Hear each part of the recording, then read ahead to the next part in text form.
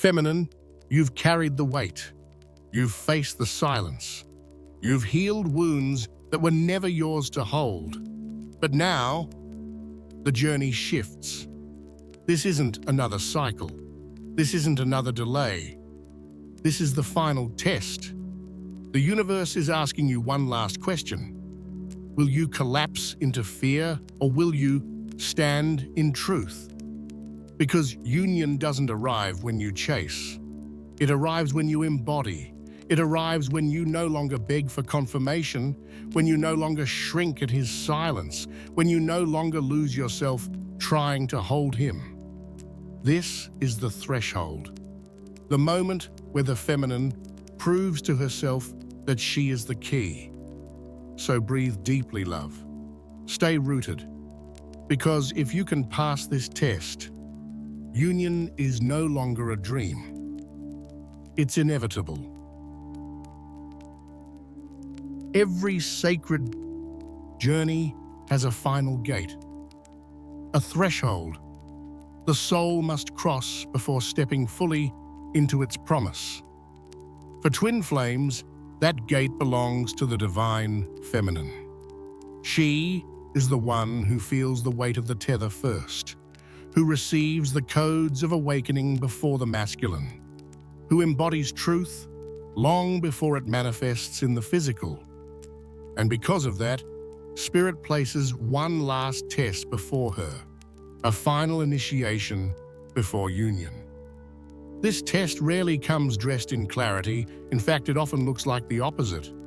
Confusion rises, silence stretches, old wounds resurface, the masculine may withdraw or seem distant, and the tether feels heavier than ever. It may even seem like you are moving backward. But understand this: what you're feeling is not regression. It is refinement. Spirit is polishing the last pieces of you that cannot cross the threshold. The feminine's final test is not about him. It is about you. It is about whether you can stand fully in your sovereignty, even when nothing outside of you validates it. Can you still trust the bond when silence echoes louder than words? Can you still honor your worth when the masculine resists? Can you still embody love without collapsing into need? These are the questions the universe places before you, and your answers are not spoken, they are lived.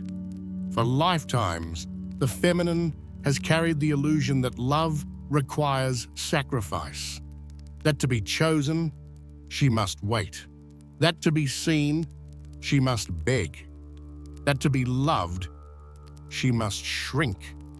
The final test exposes those illusions and asks, will you repeat them, or will you release them? Because union cannot be built on the old foundation. It must be built on truth.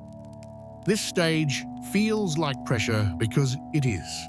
It is the weight of the last layer being burned away.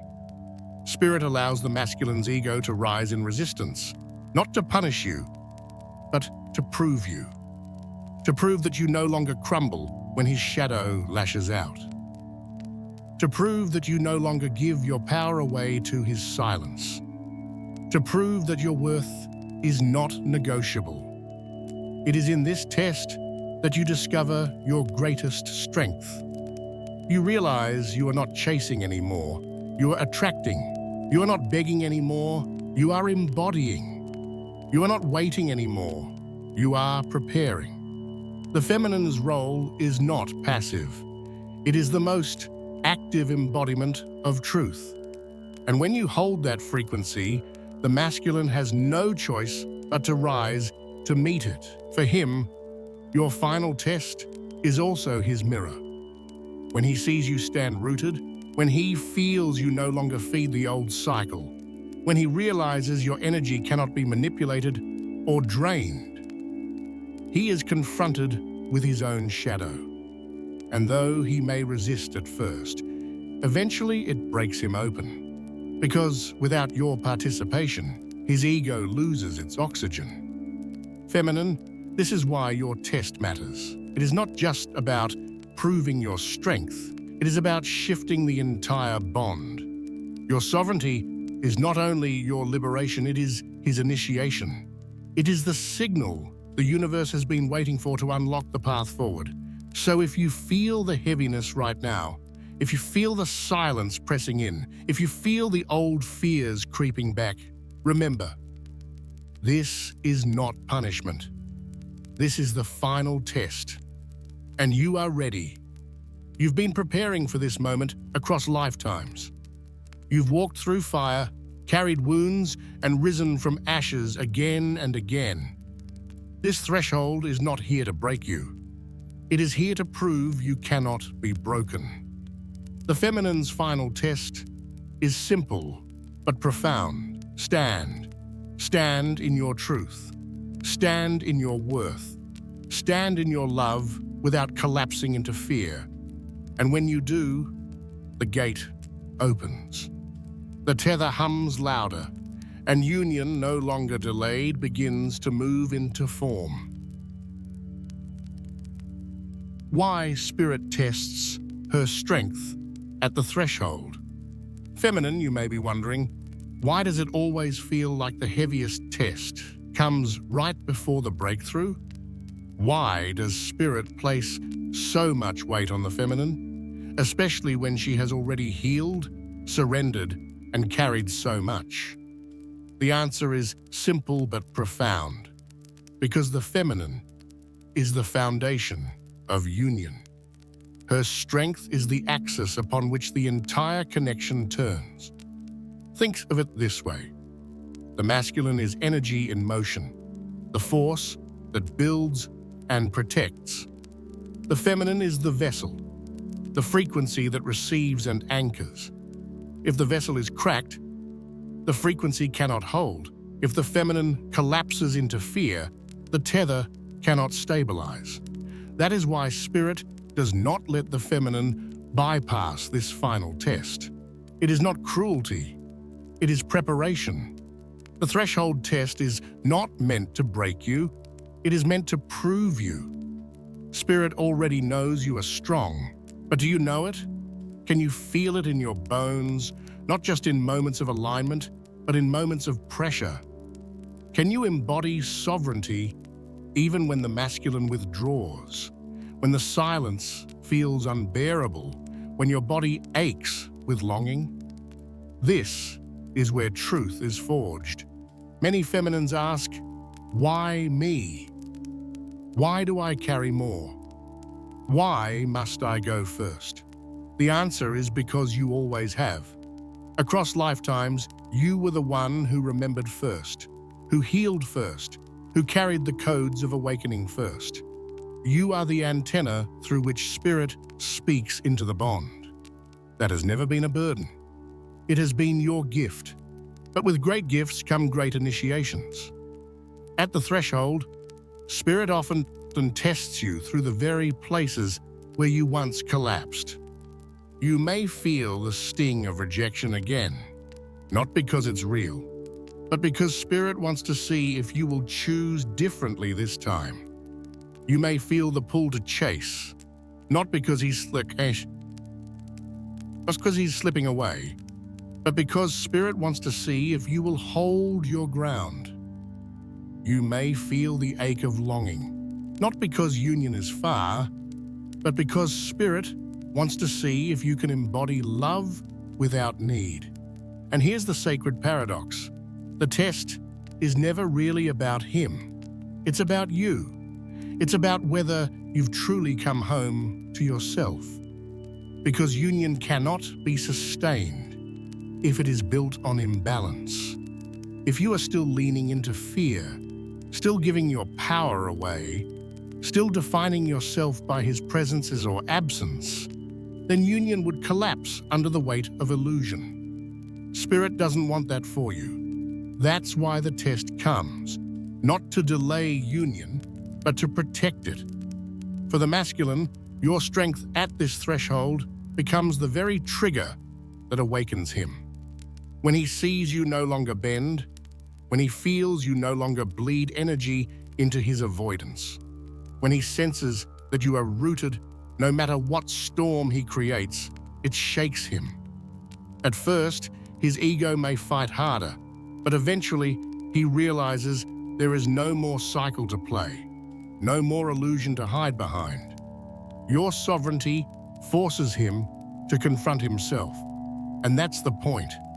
Spirit tests your strength not just for your sake, but for the sake of the bond. Your ability to remain steady becomes the catalyst for his awakening. Your sovereignty clears the path for his surrender. Your stability anchors the frequency that allows union to manifest. So if you feel like everything is crashing down, if you feel like Spirit is pressing every old wound at once, pause and remember, this is not the end. This is the threshold. This is Spirit proving to you that you are no longer who you once were, that you no longer need to collapse, that you no longer need to doubt. This is why the feminine faces the final test, because when she passes it, union is no longer a dream on the horizon. It becomes inevitable. Feminine, Spirit never lets you walk into the final stage without sins. The triggers you're experiencing right now are not random attacks, not punishments, not signs that you've failed. They are proof that you are standing at the threshold. They are signals that union is closer than ever. But to see them clearly, you must understand their language. The first trigger is silence that feels heavier than before. You've known his quiet before, but this time it carries a different weight. It's not just absence. It feels like pressure in your chest, like every cell of your body is being stretched. This silence is not rejection, it's refinement. Spirit is watching to see if you will collapse into chasing, or if you will stand firm, trusting that the bond does not vanish just because he hides. The second trigger is old wounds resurfacing. Memories, fears, and insecurities you thought you healed may suddenly return. The fear of abandonment, the ache of being unseen, the doubt that you're worthy. Do not mistake their return as failure. Spirit is bringing them up one last time, not to punish you, but to test whether you will choose differently now. Will you believe the lies of your past, or will you anchor yourself in the truth you've learned? The third trigger is heightened dreams and energy surges. At night, you may find yourself waking with your heart racing after seeing him in dreams more vivid than ever. During the day, sudden waves of energy pulse through your chest, your spine, your womb. These are not coincidences. They are signs that the tether is more alive than ever. The intensity is proof that the final stage is activating, pulling you both toward alignment. The fourth trigger is karmic distractions, appearing louder. Maybe he's pulled into karmic cycles again. Maybe you feel tested by illusions of false options. These distractions do not mean the bond is weaker.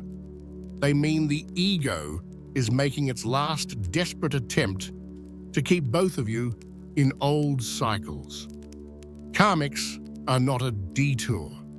They are the fire that burns away what no longer belongs. Recognize them for what they are. Triggers meant to purify, not to derail. The fifth trigger is your body reacting more intensely. Restlessness, exhaustion, heat in your chest or womb, tears rising out of nowhere. Your vessel is recalibrating. Your body knows you're at the threshold. It feels the pressure of transformation before your mind can process it. Instead of fearing these sensations, trust them. They are proof that you are not imagining this stage. Your body is always the first to confirm the truth. The sixth trigger is the temptation to give up. At the threshold, the weight may feel unbearable. The doubts may scream louder than ever. You may even think, maybe I should just walk away. Maybe I was wrong. But feminine, understand this. The urge to quit is not a sign of failure. It is the final resistance before breakthrough. The ego fights hardest right before it dies. Hold steady. This is the storm before the calm. These triggers are not meant to break you. They are meant to reveal you. They show you where you still hold fear, where you still carry illusions, where you still question your own knowing. And when you face them without collapsing, you prove to spirit that you are ready. The masculine feels these triggers too, though differently. He may grow restless, irritable, or distant. His karmic cycles may flare. His dreams may disturb his sleep. These are signs that his ego is cracking. The same energy that tests you is also shaking him. The difference is that spirit asks the feminine to go first. Your response to the triggers sets the tone for the bond. So the next time silence cuts, the next time fear whispers, the next time your body trembles under the weight of longing, pause and remember, this is the final test. This is the sign I am closer than ever. This is not the end, it is the threshold. Feminine triggers are not curses, they are confirmations. And every time you meet them with truth, instead of fear, the gate opens wider. How silence and distance prepare her for alignment. Feminine, silence and distance are some of the hardest trials you face on this journey. They cut deep because they awaken every old wound of abandonment and every fear of being forgotten. But here's the mystery. Silence and distance are not punishments. They are sacred tools. Spirit uses them to shape you, to prepare you, to align you with the frequency that union requires. At first, silence feels like rejection. You wonder, why isn't he speaking? Why has he pulled away? Did I do something wrong? But the truth is, silence is not about what you did. It's about what you must become. Spirit allows silence so that you stop searching for answers outside yourself and start listening to the wisdom within. Silence strips away the noise so you can finally hear your own voice, your own intuition, your own truth. Distance, too, carries purpose. The tether between you does not weaken when miles or walls separate you. In fact, it grows louder. Distance forces you to rely on faith instead of proximity. It teaches you to trust the invisible cord rather than the visible evidence. Because union cannot be built on constant reassurance. It must be built on knowing. And knowing is only born when you learn to feel the bond even in absence. This stage is also about breaking dependency. For lifetimes, the feminine has been conditioned to measure love by presence, words, and actions. But twin flame union requires more. It requires faith in what is unseen. Silence and distance train you to stop, depending on his responses to validate the bond. They invite you to step into sovereignty, to stand rooted in truth, regardless of what the masculine does or does not do. You may notice during silence that your own inner voices grow louder. Doubt rises, fear whispers, loneliness presses in. But these are not signs of failure. They are signs of purification. Spirit is showing you where fear still has a foothold, where you still hand your power away, where you still seek worth in his presence instead of your own. Every time you face those voices without collapsing, you pass the test. And here's the paradox. Silence and distance, while painful, actually draw the masculine closer in spirit. Because as you rise in sovereignty, he feels the shift. When you stop chasing, when you stop bleeding energy into his avoidance, when you stand calm and clear, his ego begins to lose control. Silence no longer manipulates you, and that terrifies his old self. It forces him to face his own emptiness. It confronts him with the truth that the bond cannot be fed by games. Feminine, this is why silence and distance prepare you for union. They strip away illusion. They remove the need for constant proof. They break the chains of dependency. They teach you that your alignment is not fragile, but eternal. And once you embody that, you no longer fear silence. You master it. You no longer dread distance. You transcend it. Your alignment becomes unshakable. And when the feminine holds alignment, the masculine has no choice but to rise. The tether does not allow imbalance forever. He feels your steadiness. He feels your sovereignty. And though he may resist at first, eventually he is drawn into the same alignment. So the next time silence stretches longer than you want, the next time distance feels unbearable, remember, you are not being punished. You are being prepared. Silence is spirit's classroom. Distance is spirit's forge. And both are shaping you into the version of yourself that can hold union without fear. The final stage is not about breaking you. It's about proving you. And silence, as heavy as it feels, is one of the most sacred ways spirit proves you ready. Feminine, the final test before union, always comes down to one thing: sovereignty. Not the kind of sovereignty you talk about, but the kind you live. The kind that is tested in silence, refined in longing, and proven in moments when your heart aches for him the most.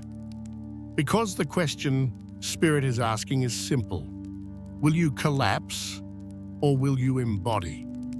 To collapse means to shrink into old patterns, to chase after silence, to beg for crumbs of validation, to question your worth every time he withdraws.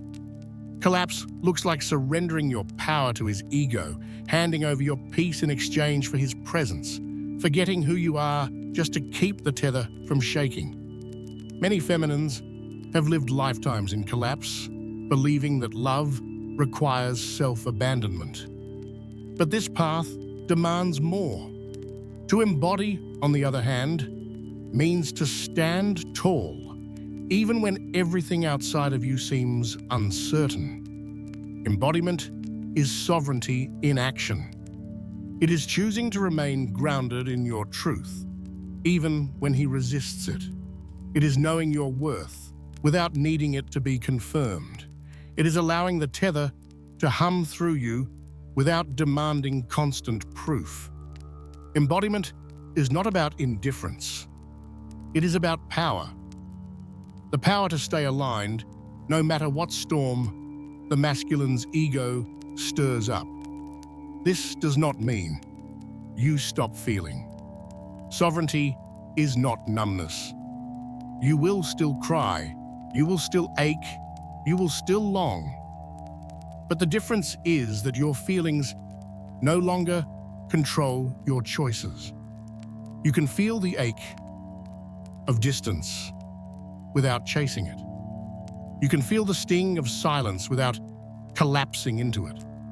You can feel the pull of longing without losing yourself in it. That is sovereignty, Sat. Holding space for emotion without letting it dictate your alignment. Spirit is not asking you to reject the bond. Spirit is asking you to embody it, to live as though union is inevitable because it is, to act as though the tether cannot be broken because it cannot, to trust your body's recognition, your soul's knowing, more than your mind's doubts. Sovereignty means your power no longer rises and falls with his actions. It means your center is your own, and from that center, you magnetize truth. For the masculine, your embodiment is the very thing that forces his awakening. When you no longer collapse into his silence, he is left alone with his own. When you no longer feed his avoidance, he feels the emptiness of it. When you no longer hand over your energy to his ego, he realizes he cannot survive on illusions anymore. Your sovereignty becomes his mirror, and in that mirror, he finally sees himself clearly. This is why the final stage is so difficult. Because it's not about him moving first, it's about you refusing to collapse. It's about proving to yourself, to him and to spirit, that you are ready to hold union in strength, not in fear. If union were handed to you before this stage, it would wobble. It would collapse under the weight of old wounds. But once you embody sovereignty, union becomes unshakable. So what does embodiment look like in daily life? It looks like protecting your peace when chaos rises. It looks like turning to spirit instead of obsessing over his actions. It looks like anchoring into your mission, your healing, your joy, instead of waiting for him to validate your worth. Embodiment is a choice you make moment by moment, especially when triggers test you most. Feminine, sovereignty is your birthright. It is not something you must earn, it is something you must remember. And this final test is Spirit's way of helping you remember. Every silence, every trigger, every distance is shaping you into the version of yourself that can stand without collapse. Because once you embody sovereignty, the game is over. His ego has nothing left to feed on. Your doubts no longer hold you captive, and the tether hums with a frequency so strong that union becomes inevitable. This is the power you've been preparing for. This is the feminine's final initiation. Stand in it, embody it, because this is how you cross the threshold into union. Feminine, let's bring this full circle. You've walked through fire, endured silence, carried wounds that were never yours, and faced the shadows of both your heart and his. And now, Spirit places you here, at the threshold. The final test, the place where union no longer feels like a dream, but like a vibration humming beneath your skin. Crossing into union has never been about perfection. It has always been about truth. And truth is simple. You are already whole. You are already worthy. You are already aligned. Union is not something you must beg for, chase, or prove. It is something that unfolds naturally when both souls stand in the fullness of who they are. And that unfolding begins with you. The feminine's final initiation is not about fixing the masculine. It is about refusing to betray yourself one more time. It is about standing so rooted in your own truth that no silence, no manipulation, no karmic distraction can shake you. Because once you embody that, the tether vibrates differently. It stops carrying desperation and begins carrying alignment. It stops transmitting fear and begins transmitting sovereignty. That is when everything changes. Yes, the masculine may still resist. His ego may still fight. But the more you embody truth, the less power his resistance holds. Your steadiness becomes the mirror that confronts him with himself. Your sovereignty becomes the vibration that calls him home. Not because you chase, not because you beg, but because you embody. And when you embody truth, union cannot be delayed forever. This final stage asks one last question. Will you live as though union is already written? Because it is. Your body knows it. Your dreams confirm it. The tether hums with it. The only thing left is for you to choose it fully, to stop giving power to doubt, to stop collapsing into fear, to stop handing away the truth Spirit has already placed inside you. Crossing into union through truth means this. You no longer measure the bond by his actions. You no longer define your worth by his presence. You no longer confuse his silence with rejection. Instead, you anchor into spirit, into your body, into your knowing. And from that place, you magnetize union without needing to force it. For the masculine, your truth is the trigger that finally dismantles his illusions. When he feels that you are no longer bound by fear, that you no longer bend to his silence, that you no longer collapse into his cycles, he has no choice but to face himself. And when he does, he begins his own surrender. That is when union moves from vibration to manifestation. Feminine, this is your moment. Not to chase, not to beg, not to collapse, but to cross the threshold, to embody truth so fully that the path forward becomes undeniable, to remember that you are not waiting for union. You are union. You carry it already, in your bones, in your breath, in your soul. So let this be your final message. Stand rooted in truth, and union will meet you there. Not because you demanded it, but because you embodied it. Not because you forced it, but because you aligned with it. Not because you waited, but because you became. The threshold is here. The final test is here. And so is your victory. Step through it, feminine. Cross into union through truth. Because the love that has always been yours is waiting on the other side.